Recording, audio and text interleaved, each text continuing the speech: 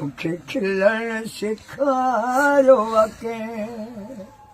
तेरे खाड़ीअ ते हो सो थोरो हेठि हटायो अके थोरो हेठि हटायो अके मुस्कुराए तो हेठ थी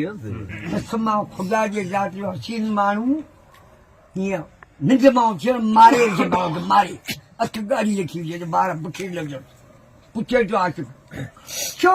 लाल अखियूं ॾारूं छो हेॾो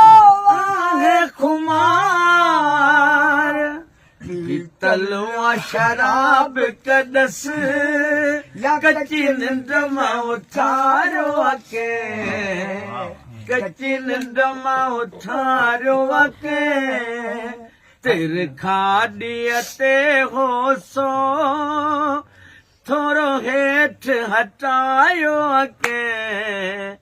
थोरो हेठि हटायो अके वारनि जी हुई सीध पटी निकितल अॼु उबत वरिया पिया थई हिन वरत बिहारियो अके हिन वरत बिहारियो अके मुंहुं नख पुछो ई कोन अञा चुप लॻिया पिया आहिनि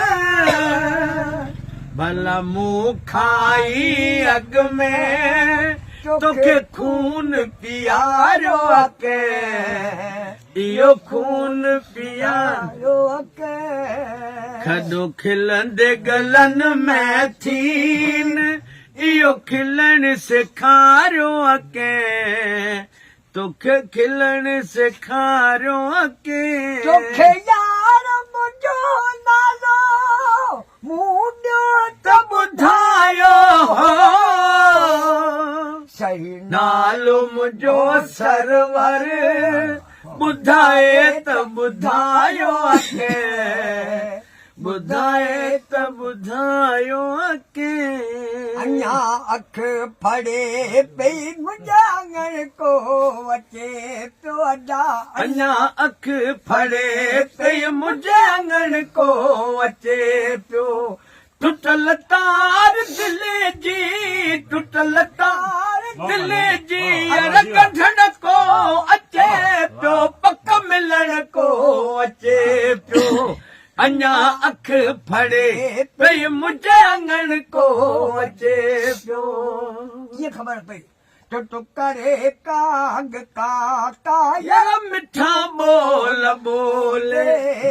अजीबन अचण जा अॼु पियो राज खोले वरी हाल मूंखा वरी हाल मूंखा अॼु पुछण को अचे पियो पक मिलण को अचे पियो अञा अख फड़े पई मुंहिंजे आंगण को अचे पियो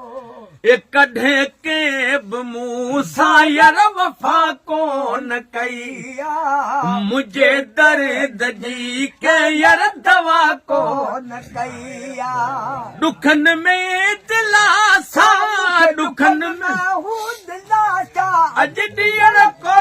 अचे पियो पक मिलण को अचे पियो अञा अख फड़े पई मुंहिंजे आंगण को अचे पियो गफूर शाह गमन में यार घड़ीअ घारिया पिया पूर पलटी तॾहिं हंझू वेठो हारिया गलनि तां मुंहिंजे गोरा गलनि तां मुंहिंजे गोरा अॼु उघड़ को अचे पियो पक मिलण को अचे पियो अञा अख फड़े पई मुंहिंजे आंगण को अचे